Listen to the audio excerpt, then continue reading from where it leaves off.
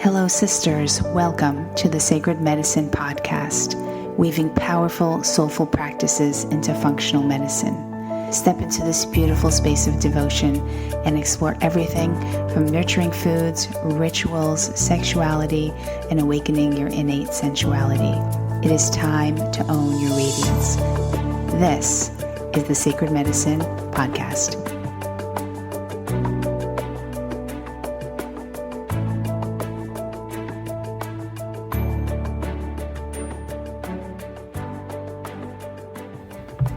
Hello and welcome back to the Sacred Medicine Podcast. I am your host, Margaret Romero, and today's guest is Nadia Munla.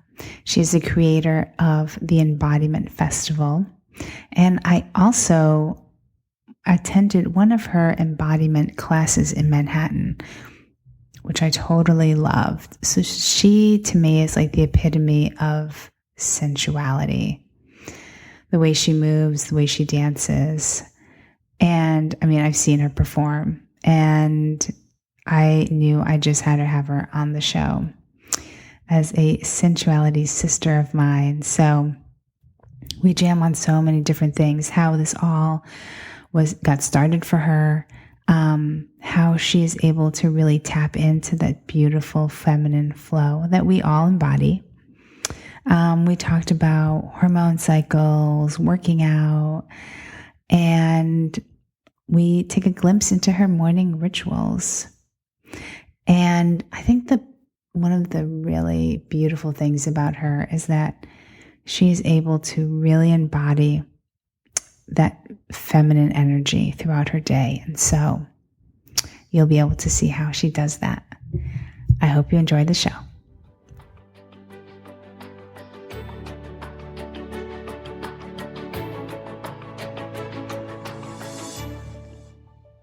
Hello and welcome to the Sacred Medicine Podcast. I am your host, Margaret Romero, and today I have none other than Nadia Munla. And she is a sensuality coach as well as the creator of the Embodiment Festival. I met Nadia, this was maybe a month or two ago. I took one of her embodiment classes in New York City, which I absolutely loved. So if anyone's interested in really getting into the beautiful, tapping into that dance, to that beautiful sensual side, I highly recommend her class. And I also watched her perform at the Captivate.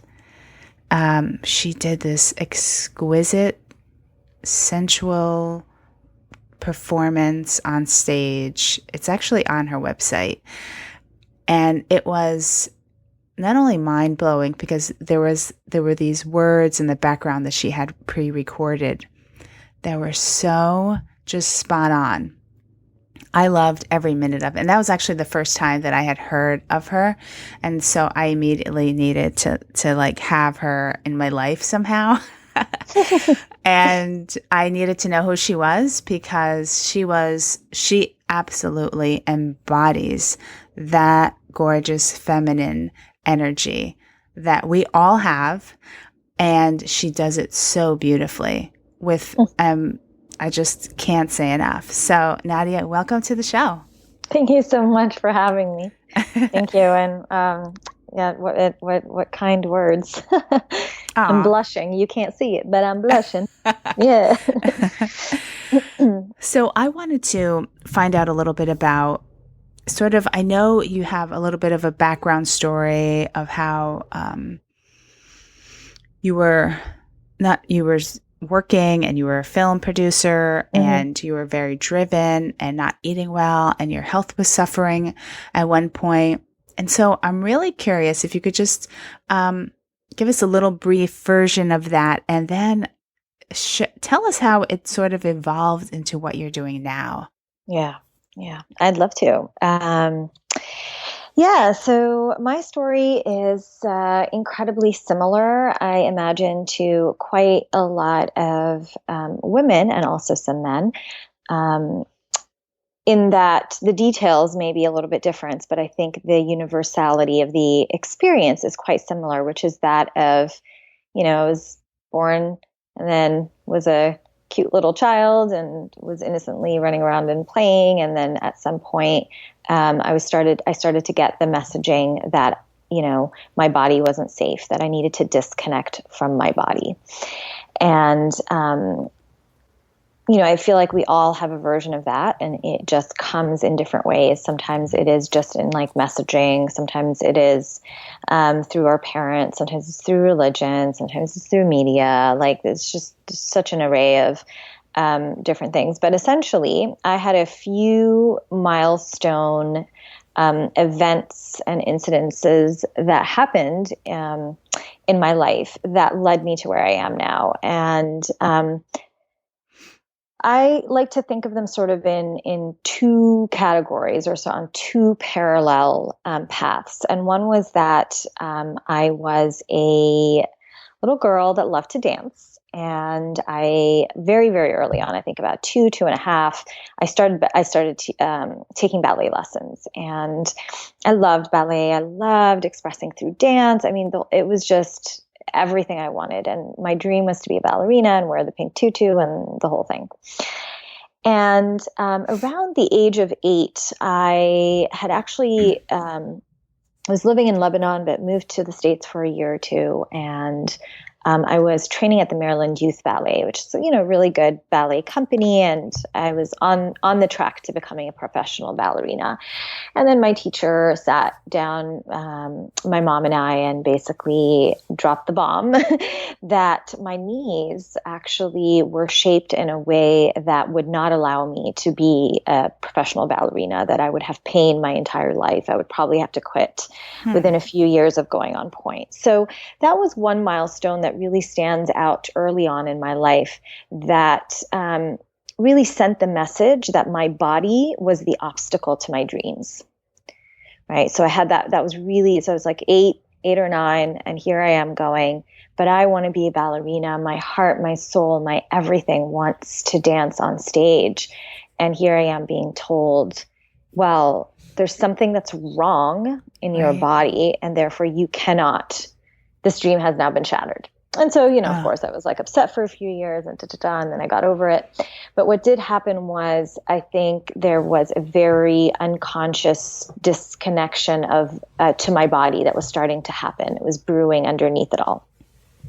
Fast forward a few years, we go through my teenage years, a bunch of stuff happened there. I had quite a few different incidences of sexual abuse and trauma. And so, of course, that on its own, I mean, we could do a whole hour podcast on that, and you got to hear a little bit about it during my Captivate performance. But essentially, in this case right now, it feels like it's one of the many milestones when I look at the bigger picture. But again, this one was a specific message that said, not only is your body an obstacle to your dreams, but your body, and your sensual body specifically, is unsafe. Right. So here I am. Now I already have my body is an obstacle to my dreams. My sensual body is unsafe. And then fast forward a few more years, and at 16, I get diagnosed with 2 ulcers. It's really rare that kids, it's usually old people. Exactly. Kids get diagnosed with 2 holes in their stomach.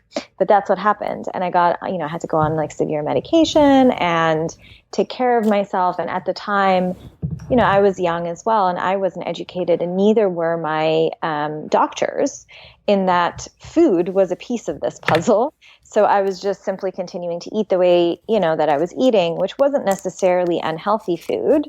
It just was a lot of the foods that I was intolerant to that I didn't know I was intolerant to at the time. And no one, this was, I don't know, what was it, like 1996, 7. Okay. So food intolerances weren't like trendy yet. No, it wasn't known. Right. And so, so at that point, when I had my ulcers and just in general around that period, I just was in so much pain all the time. I'd wake up with stomach aches. I'd go to sleep with stomach aches. We all know that our digestive system is so deeply connected to the rest of our body. And if our gut health is not in good shape, it's going to affect everything. So I had everything from hormonal imbalances to back acne to migraines to, just a slew of issues. And I just felt really like tired and annoyed and frustrated with my body. Like, what the, like enough already.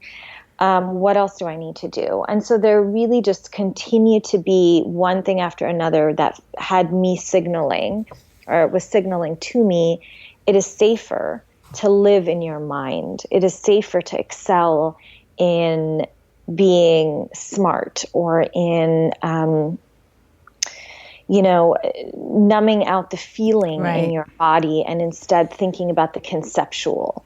And so by the time I hit college and university, I was just so, I was like super overachiever, perfectionist, like really trying to get amazing grades, like land an ambitious career, all of which happened and unfolded. And it eventually, as you guys can imagine how the story ends, I mean, you just get to a point where your body, the whole time my body was actually trying to speak to me. I just did not know that. My body had to yell with a bullhorn through, a variety of symptoms like, hey, like this is not working. This is not working anymore. And so, it just hit me. It really just hit me. And I wouldn't say it was like a middle of the night, like you just wake up and, oh my God, you have the epiphany. It took a while. It took continuous breakdowns and, from health to just feeling like depressed and burnt out and like, where am I getting in life, and asking all those questions to get to the point where I realized I actually needed to leave the career that I had then established, which was being a film producer, which required me to be on 24/7 and constantly in fight or flight mode, because you have to have the phone right next to you at 3 a.m. in bed. You snuggle with your cell phone essentially, which is great for your thyroid, by the way. And so you're snuggling with your cell phone, waiting for someone on your production team to text you that something fell through in tomorrow's details for the shoot. And then, you wake up at 3 a.m. and you're scrambling to get stuff. So you can imagine what that does to your nervous system and your adrenals. And so I was just wiped out. Like it was like 29, about 29, 30, really, I guess my Saturn return time period, where I just suddenly, I had just finished shooting my first feature film, which I produced and directed. And I was like over the moon happy, like, yes, I made it. I made a feature film before I hit 30. Like this was like the benchmark. Right. And then I looked around and I was like, this is not for me. Like this lifestyle is not sustainable. And so from there, I started to slowly dabble in, initially in holistic health coaching. So I had gotten certified at the Institute of Integrative Nutrition, and had always been really interested in healing myself, because I had learned from my ulcers and over time that I had to take matters into my own hands. And in my early 20s, I had started, even though I was still on my ambitious career and all of that, I had started to learn how to go to naturopaths to heal myself, like learn about Eastern medicine and other ways of doing things that weren't necessarily the way my general practitioner would recommend. Okay. And I saw a lot of results doing it that way. And so I had a lot of trust and faith in the bigger picture and looking at the holistic view of the body. And and so when I got into the nutrition side of things, I feel like it all sort of started to come together. This idea of realizing how disconnected I was from my body, and how important it was to actually make friends and make allies with my body, and my body was actually speaking to me through code. I just didn't know how to decipher the code. And that led me to where I am now, which is where I'm a health and sensuality coach. So I help women get connected to their body, to feel like they can hear that inner voice a little bit more, so that they can guide themselves to health, to embodiment, to sensual nourishment, and just back to themselves, essentially. So was there someone like a mentor? Because once you went to IIN and you discovered, and you were like healing yourself, and you saw naturopaths and you took supplements, I'm sure. And I think you're starting to feel better. Your skin is clearing up. Your energy's coming back. then what was that next step? Was there a mentor? Did you take a pole dancing class, or what had you start moving in your body? That's a great question. Yeah, so the pole, so I teach at S Factor, which is a studio around the US. There's quite a few of them, and it's essentially sensual movement and pole dancing. And pole is one aspect of it, but there's a lot more that we do that's more connected to really exploring what we call your erotic creature. And I started that initially when I was actually still in grad school. So I was in California doing my MFA in film producing. So very much go, go, go. And I needed just a place to go to, something to do that was very opposite. And so S Factor was my solace. I would go once a week and I was like, oh, it's not the gym, I'm getting a workout. But then I over time realized, oh, this is so much more than that. This is about really connecting to my feminine. And so that practice stayed with me through all my ups and downs from the moment I entered the S Factor studio in LA. And eventually my work moved me to New York, and there's an S Factor studio in New York as well. And around the same time that I was making that feature film that I spoke about earlier, I decided to do teacher training at S Factor and become an instructor. Okay. And this is a quite a big commitment. It's not one of those weekend things or da-da-da. It was a 2-year.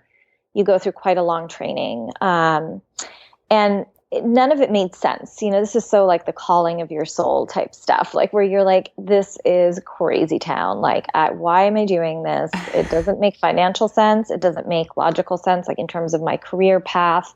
And yet I feel this deep calling to do it. Now, of course, I know why looking back, but at the time I didn't. So this is just an urge for anyone listening. If there's something that feels like it's totally an outlier to your 5-year plan, follow it. Yes, I completely agree. Yeah. And so I got really immersed in the sensual movement practice and just getting, and through that, first as a student and then as a teacher, I started to witness the power of somatic movement and how much of our stories are lodged in our muscles, in our cells, that when you give your body a very basic movement lingo, whether that be, certain stretching or yoga or movement or whatnot, you then can watch, and then you give them freedom. Those bodies express a beautiful story that usually is, it's our authentic story. And you start to see that in someone's dance. You start to see the heartbreak that they've had. You start to see the joy and bliss in their heart. You start to see, either a contraction in their hips, a repression of their sensuality from years of maybe their dad saying, close your legs, close your legs. That's what a polite girl does, right? It could be so many things that you can discover from the body. And so over time, the body really became a muse and an inspiration, and also the seed of all of our potential, because it's, you go back there, the map is there, the story is there, everything's there. It's absolutely fascinating. And so what happened was, I'm teaching, I'm loving it here in New York. And then suddenly my life takes me into a nomadic journey for a few years where I was hopping around from city to city, country to country for a while. And during that time, I didn't get to dance the way I usually do. I wasn't able to have the practice. And in search of that, as I was trying to package or recreate that feeling that I would get when I'd be in an S Factor studio that I wasn't getting at yoga, that I wasn't getting at any other dance class, I created a dance class myself called Embody.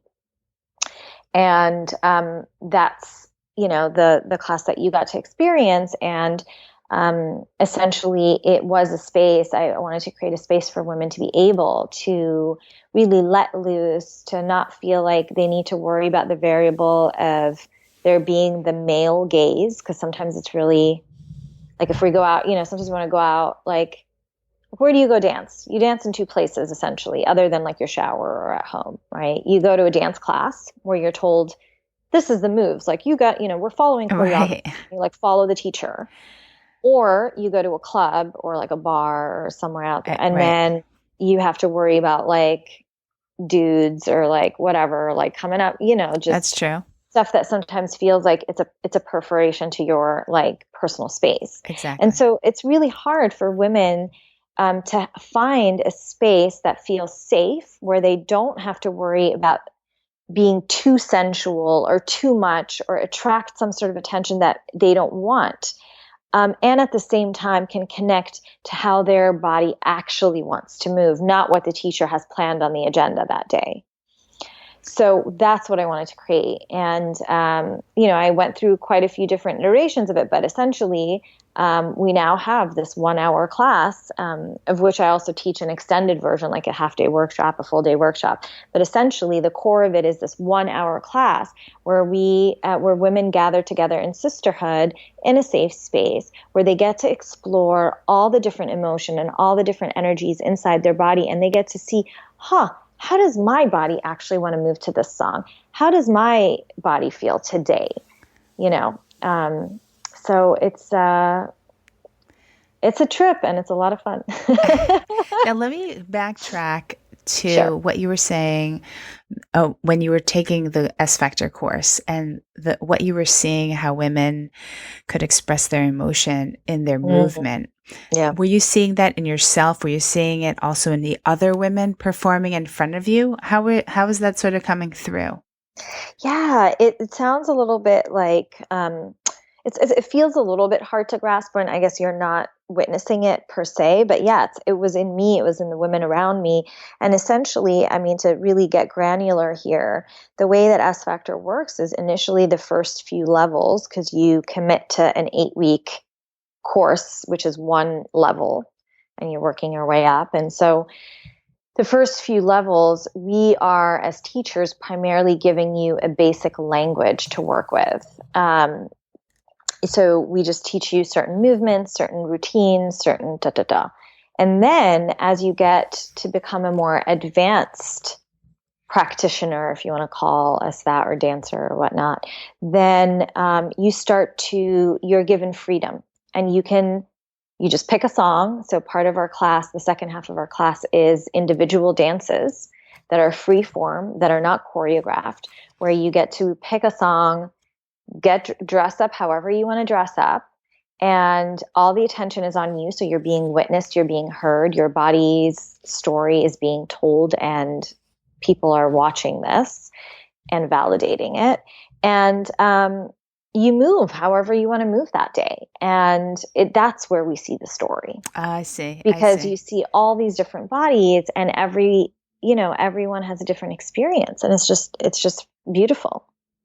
And Yes. there's clues to gather as to what's stuck in your body, what hasn't moved in years, what needs to move, right? Because many times we feel like, oh, I got to do something like very external to like move forward in my life, to attract my ideal like partner or soulmate, to expand my business, to lose the weight, to have financial stability, right? Like we always feel like, oh, got to go out there and do something. Like there's a reason Exactly. why hasn't happened yet. It's because of this or that. And, many times we have to first check in and see, well, what am I working with now? Because your body is your blueprint. And if there is stuck energy and stuck emotion in certain parts of your body, sometimes starting off by just moving and circulating that energy is going to start to free up and really change the way that you show up in the world embodied. So that, and no one's saying don't take action. By all means, please do. We can't just all sit on the couch and hope that everything's going to happen. Right. But it's that combination of moving the stagnant energy, of addressing what has been repressed for a while, and starting to feel more connected and feel more whole. And from that place, you can then go and create an empire and do what you want to do and da da da. But you really want to start with your body first, because that's sort of the map to the world around you and the life you're creating. Yeah, I really love this because so many times, women tend to, you're right, look to the outside for solutions, or don't really know how to deal with a lot of the emotions that come up for us on a daily basis, whether that's grief or sadness, any emotion that we're going through. And I have found it particularly helpful. I mean, it is the way that I live my life now is I sensually move on a daily basis to tap into my feminine side. Not only that, but if I am feeling any sadness or grieving over something, then I feel like I just have to move it through. There's a way so it doesn't get quote unquote stuck in your cells, in your muscles, in your body. That movement is such a beautiful way to not only tap in, but it's just a way to process those emotions. And I have found it to be so, so incredibly helpful. And not only for emotions to work through them, but even before like a date or something like that, if I've been working in front of my computer all day or like just generating content or writing or client calls or what have you, I have to switch out that energy. And so for me, sensual dance is probably the number one thing that I do. I put on some great music. I get into that zone and I can tap in pretty quickly now. And within not even like a minute, I'm good. Although I do continue dancing, but I've noticed that the shift happens pretty quickly for me. That's beautiful. And we all have that ability as women to tap in. It's because it's innately ours. It's part of us. So I think that more women really need to really embrace that part of us rather than like, okay, I know I don't feel I'm sad today or I'm pissed about something. And they just kind of brush it aside and just keep going and like really masculine energy and just moving forward in their day rather than like stopping. I mean, you don't have to stop if you're working, but you need to take some time to address these feelings that come up. Yeah, totally. And I wonder if it would be of value to those who are listening for us to get really specific as to what we mean when we do say sensual movement. Because I don't know about you, but I get a lot of women who I'm guiding who aren't really sure where to start or what to do. Like it feels a bit overwhelming. It feels a bit scary. It feels like, oh my God, I have all this freedom and space, but like I need structure, right? I need something. Would that be helpful for us to go into? Yeah, let's do it. Cool. So I'll throw in sort of my 2 cents on this. I feel like sensual movement is really about tapping into our senses as a way to become more present with what is. And we're doing that through movement. So you can also be still and tap into your senses. You can have you can be in meditation or even just sitting in nature or wherever, and you can sit still and you can go, okay, let me do a quick inventory. What am I tasting? What am I smelling? What am I feeling under my fingertips? And so on and so forth, go through all the senses. And I find that in movement, that's also a great way to plug yourself in. So it can start off by you, if you're like, well, okay, this sounds interesting. I want to do what Margaret and Nadia are doing, right? And you're listening, but you're like, oh, I don't know about this. Right. If you do some sort of movement, okay, yoga classes, Pilates, running, really anything that you already do that you feel comfortable doing, I would encourage actually people to start off by just tapping into their senses, making it like a conscious effort to tap into their senses the next time they are in one of these classes or they are out on a jog. And then once you've started to build that muscle, You can go and take a really simple movement. Okay, there's tons of stuff online. You can go. I have a free like embodiment starter kit that I created because women were asking me for this so much, which is just on my site. That's videos. They're just 5-minute videos, and each one is like just one movement, and it's as simple as like circling your hips, right? And that on your own you can just do, or you can follow along with my video. But just having these little simple basic movements as a starting point, so you have an anchor, so that you have a compass, so that you have a container, so you don't feel completely like, oh my God, I don't know where to go with this and what am I doing? And then what happens is, instead of being more embodied, you go back up into your head. So just try that out. Start off by connecting to your senses in a movement you already do. Then go a little bit past your comfort zone and try to do something at home for 5 minutes. Follow one of the videos, follow something else, someone else that you know. And same thing, connect to your 5 senses. Close your eyes for a moment. Notice, what are you seeing behind your eyelids, or what are you seeing when you open them back up? Notice what music really connects you to your emotions, or to your body. What movement is helping you feel more connected? What texture under your fingertips has you feeling really, peaceful or at ease, or whatever it is that you're trying to feel? So it's like that inquiry, just being in that inquiry all the time is the way to stay present and do, because there's no like doing sensual movement right or wrong. Exactly. But these are great. I find like little guidelines to just get you started. And it's sort of a little bit how I start to sync people in the Embody class too. It's like we just do like a scan of what's going on in our, on all of our senses, and suddenly we are connected. Because we always think, it's so easy for us to think, oh, sensuality, oh, that means it's a sexy dance or whatever. And it's like, well, what is the root of the word sensual? It's of the senses. Right. So the way that we connect to our sensuality is through our senses. And it is when a woman is fully present in her body and in all of her senses, that's when she seems really sexy. That's when she lures, opportunities and people and whatever into her space, because she's connected to her senses. So I really think it starts there. So anyways, I just want to say that.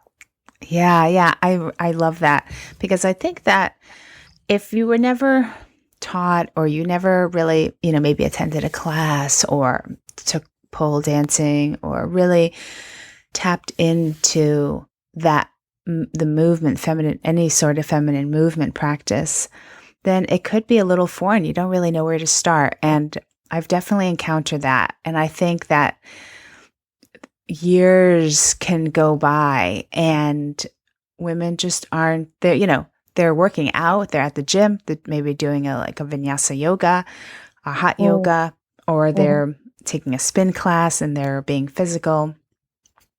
And that's, I feel, very different for me. I don't know about for you, but let's say I'm dealing with some form of emotion.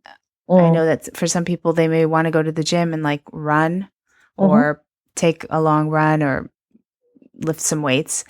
That just never worked for me. That movement just never works. So we all each have our own way of processing and not getting rid of, but kind of getting tapped in and tuned in to our emotions. What do you do? Like, take us a little bit behind the scenes of how you tap in. Great question. So I flow a lot. So yes, I have a little bit of structure there so that I don't totally flow off the charts. But I basically flow a lot, meaning that I, one of my coaches, I'm going to backtrack a bit. One of my coaches, Nadia Munla, always said this one thing that has stuck with me, and I continue to pass on because I think it's such a fine piece of wisdom, which is you always want to have the masculine in service of the feminine. What do we mean by this? It means, on a very broad level, when we talk about masculine and feminine, we're talking about masculine being very like the linear, the structured, the container, the part of life that's all about like results and goals and getting things done and Right. right? That's like so much of what our world is currently built on. And then the feminine is the flow, is the up and down, it's the wave, it's the river that flows through the riverbed. It is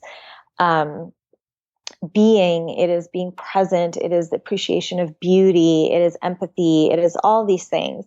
Again, the stuff that is not as rewarded in our society nowadays, but we are slowly moving towards.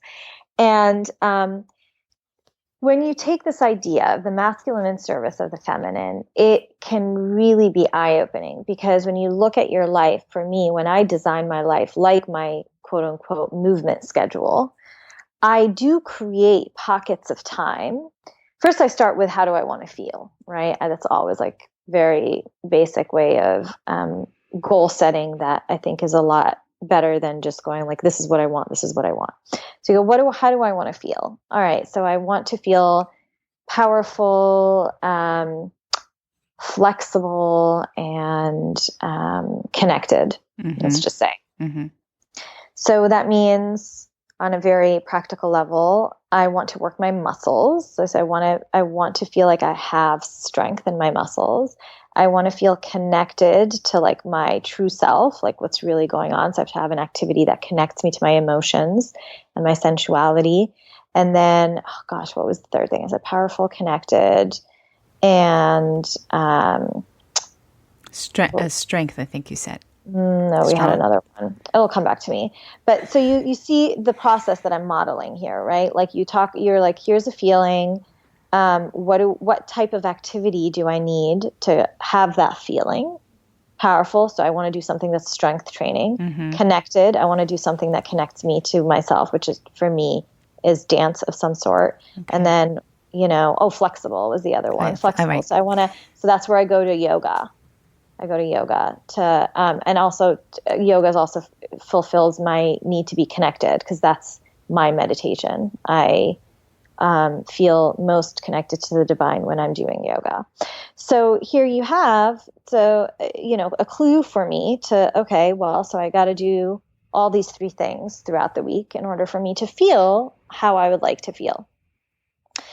And so you look at my week, and I teach 2 classes a week of pole dancing. So that already, although I'm not taking the class, it helps me develop strength, because I have to model all the exercises.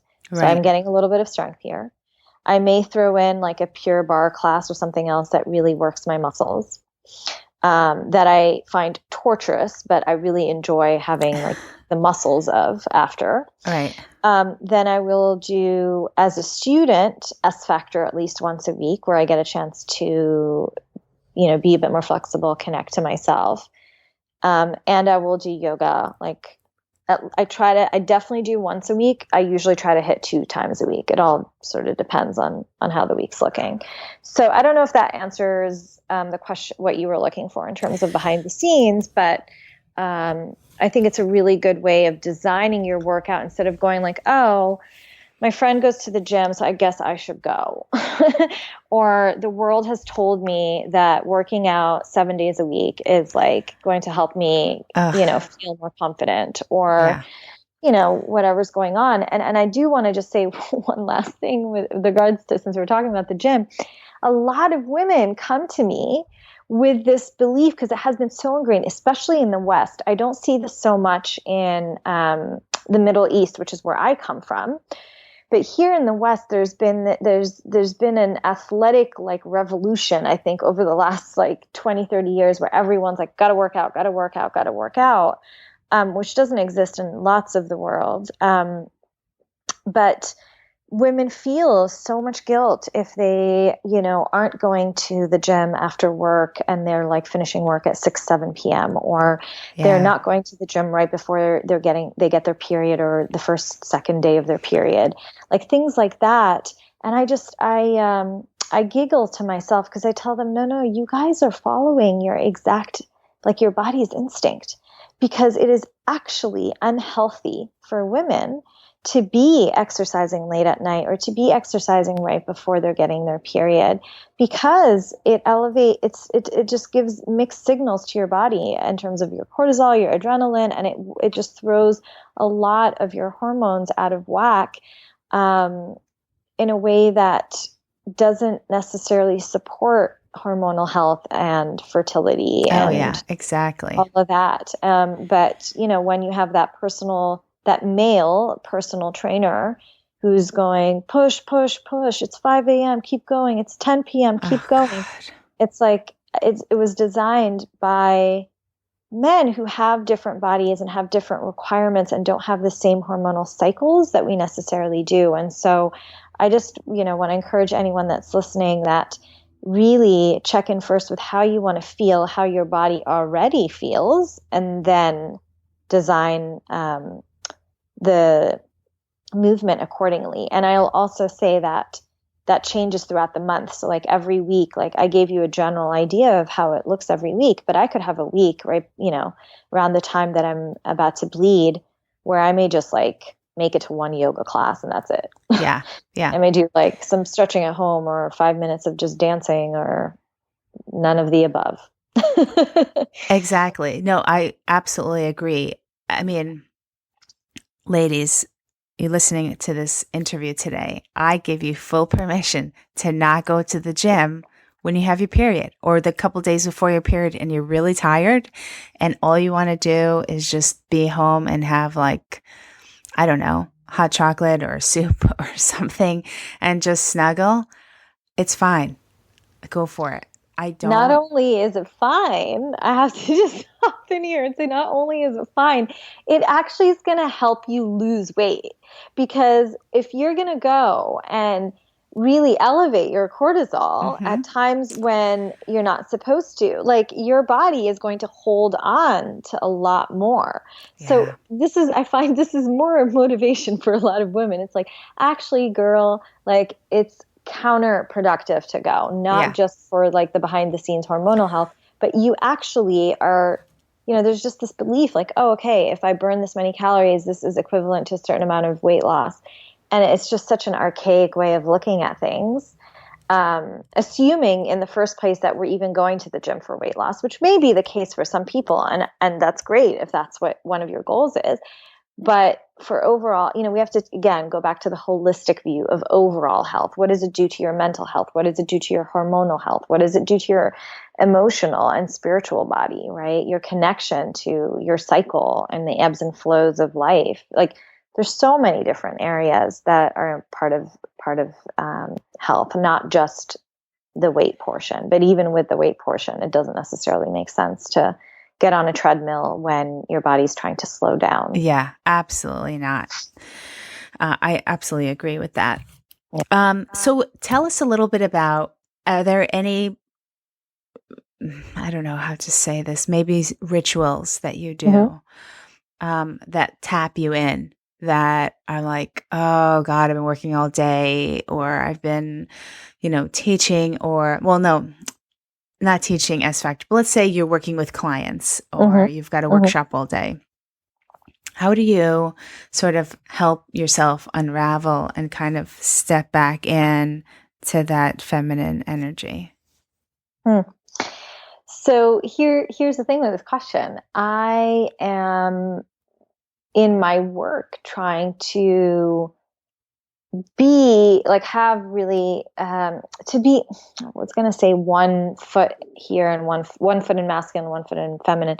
But then I realized that's actually not the best analogy. The best analogy is to be dancing in and out of masculine and feminine all day long.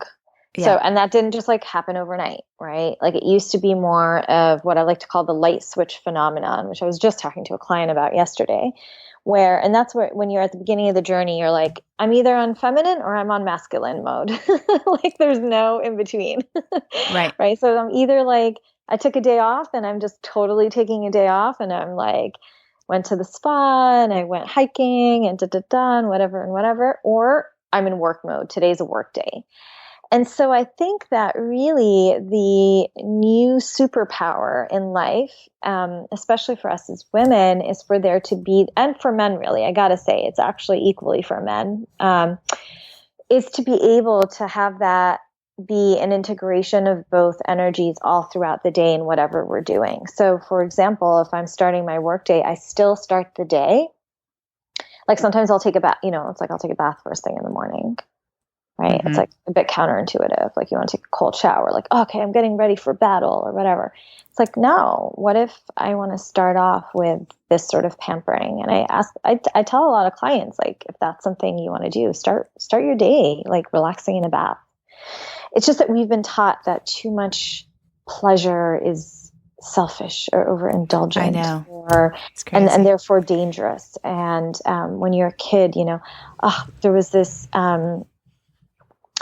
really cool, where was I reading this recently? I forgot, but like there was someone who was writing about this mom who was nursing her baby boy. And, so he was on her breast and baby was naked and they were out in the sunshine. And at some point, this baby boy, gets an erection. And most of us in that scenario would have a really strong reaction, and we would either like put clothes on the baby or like do something to readjust that scenario, because it feels like, whoa, that's a lot, right? Mm-hmm, mm-hmm. And I 100% understand both perspectives. And what happens, unfortunately, in most cases, is that from very early on, like even when you're like on your mom's breast or whatever, your pleasure is shut down to a certain extent, because this baby just wanted to feel pleasure, right? Mm-hmm. This baby was just naturally feeling pleasure. So all of us have this capacity to feel. It was like the sun is shining on my skin, I'm getting my food, like everything feels great, right? And so there's a natural physical reaction that occurs that he doesn't understand, that is not connected to anything perverted or whatever, because he doesn't even have the mental capacity to form those thoughts. It's a baby. Right. But we shut it down, right? We shut it down. And that may happen at some, that's a very specific scenario that I think really highlighted this point. But like, for many of us, it's probably somewhere at a later age where at some point one of our, parents was like, you can't have this much fun. You need to quiet down. We're getting a headache. Or you can't touch yourself there in public. Like you got to go do that in private. Or, right, there's all these different things that we are told early on about pleasure. Like you can't do that. That's too much. And our reptilian brain, the part of our brain that is connected to that fight or flight response, that has that fear trigger, very early on starts to understand that having too much pleasure means you may lose your parents' love or the love of anyone, really, right? Mm. And so you equate too much pleasure with losing love. And when you're losing love as a kid, as a very young kid, what happens is that's your chance for survival. And so what does that mean? It actually means that you're fearing death. So here we go. If you really, we're really going super like psychotherapy right now, right? But like if you take it from, why do we have a fear to take a bath first thing in the morning? Right. I know. It's like right? The reptilian brain is still running the show on some level when it comes to our fear. And when we have this old story that isn't something that we can rationally think about, it's totally in our unconscious. But when we have that story that indulging in our pleasure is going to lead to death because someone's not going to love us and da, da, da. And although we're adults and we can take care of ourselves and we don't need any of that to survive, it still is equated. We still have that wiring in our old brain.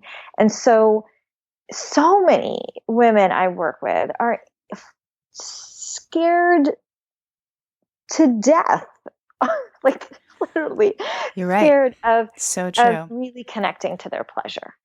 And and we have to flip the script, and that takes a lot. I'm not saying it's like an overnight thing. It's not super easy, but it's doable. And once we know what are the effective techniques, some of which, I do in my work, whether it's in person or with my one-on-one clients, it's a lot of work that a lot of different healers and practitioners out there do, and coaches.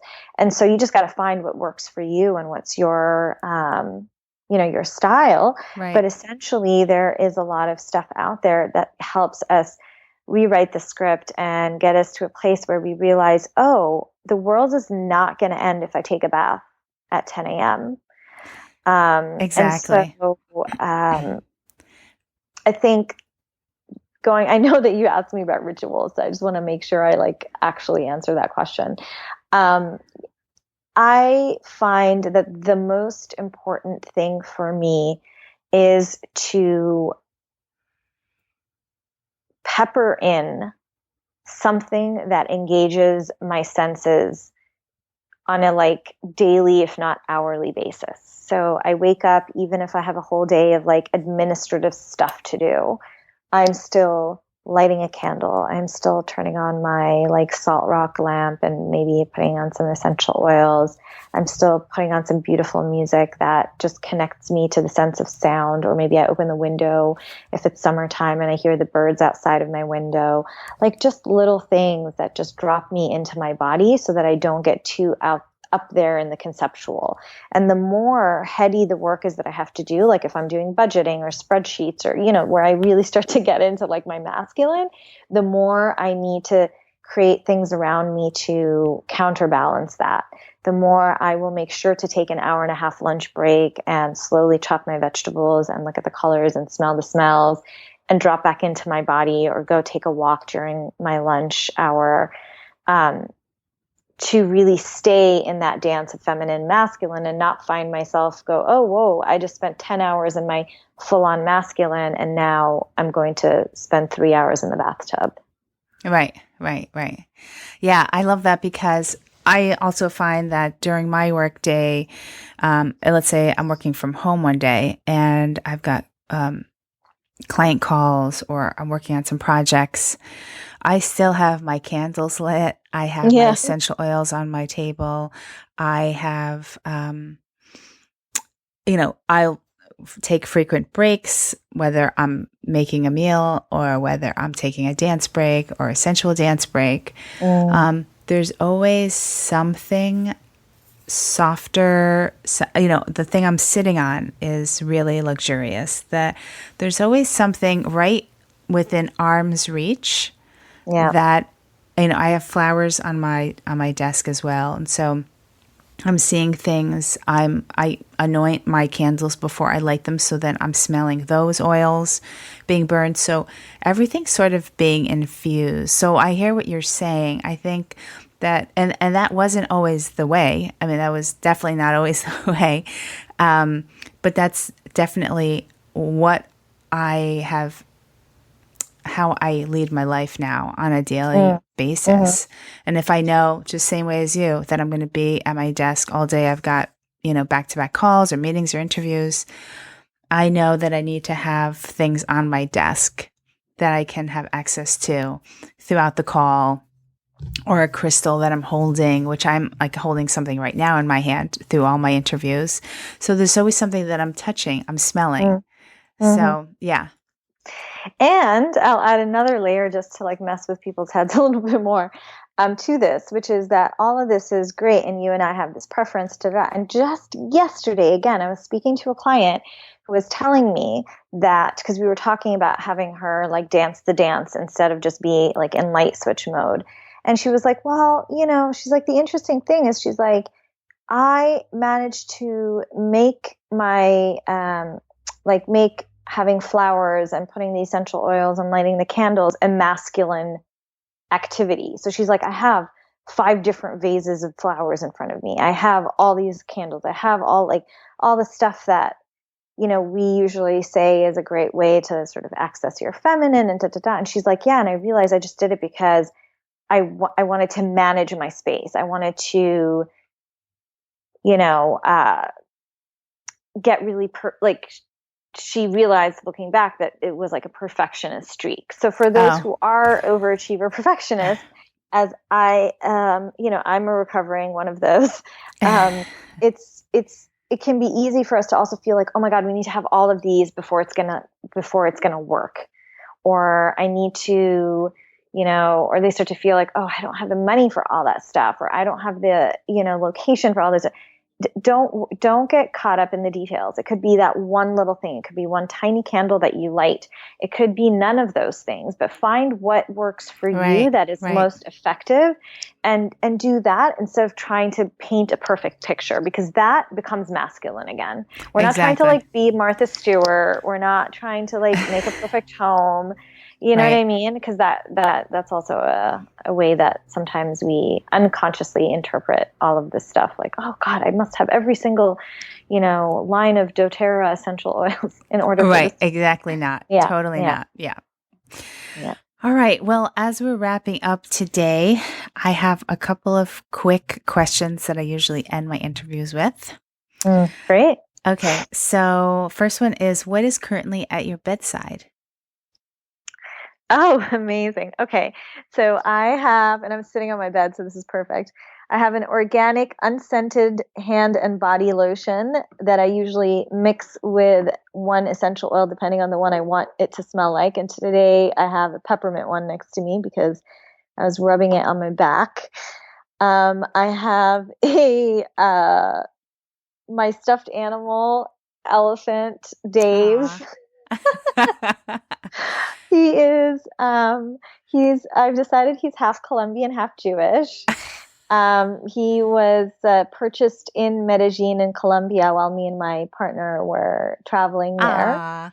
I have 4 pills of raw maca that I was supposed to take right before getting on the call, and then I decided, let me drink the water after the interview, and so they're still sitting here waiting to be taken.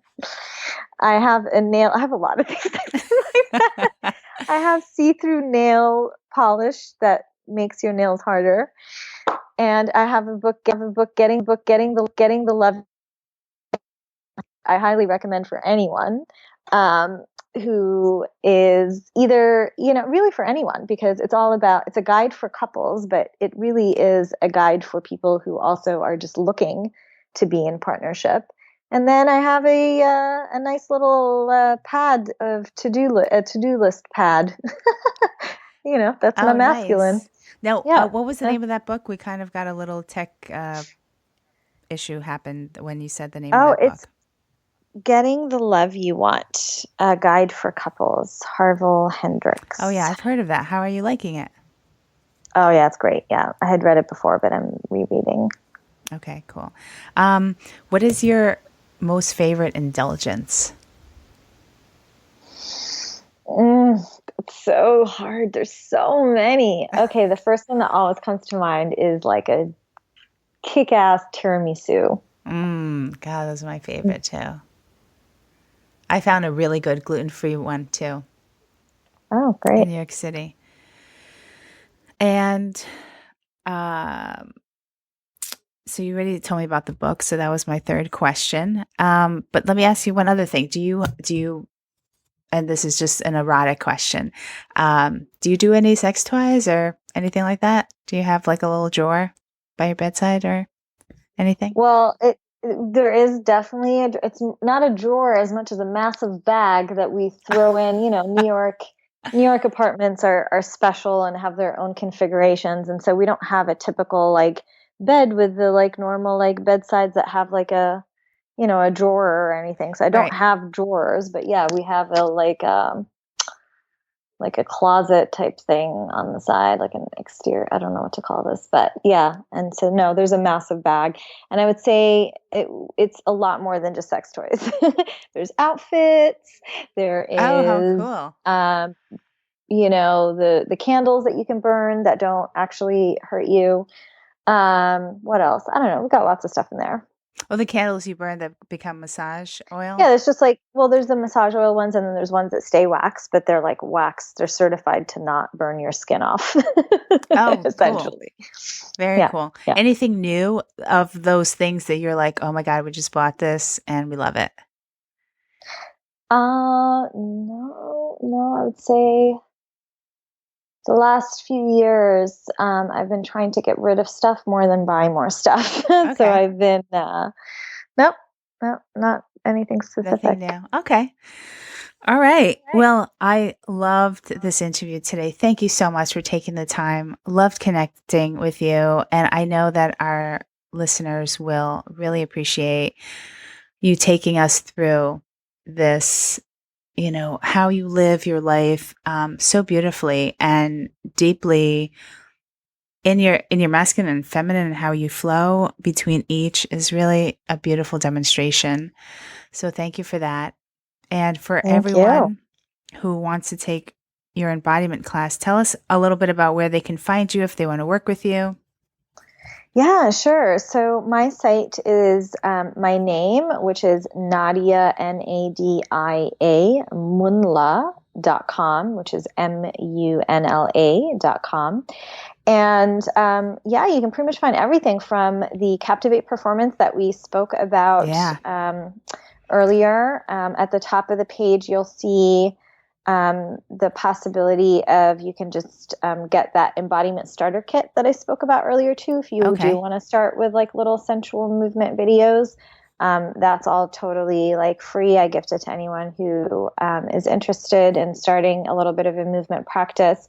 And then my class is, I travel around with it. I obviously there's a little bit of a like residency primarily in New York, since that's where I'm usually at. And that is at Embody, just the word Embody, dance class, all one word.com.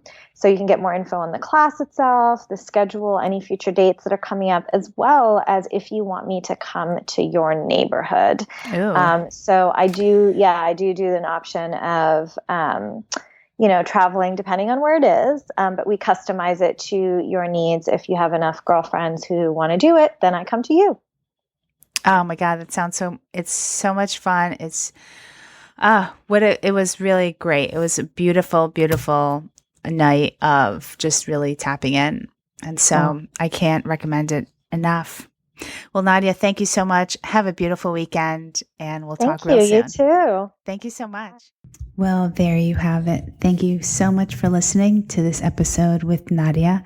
And for more information on how to find her or any of her classes, and for all the show notes, you can find it at margaretromero.com/episode 12. And if you would like to be part of our private Facebook group to continue any further conversations on sensuality, hop on over, and you can find that at margaretromero.com/Facebook. I'll see you next week.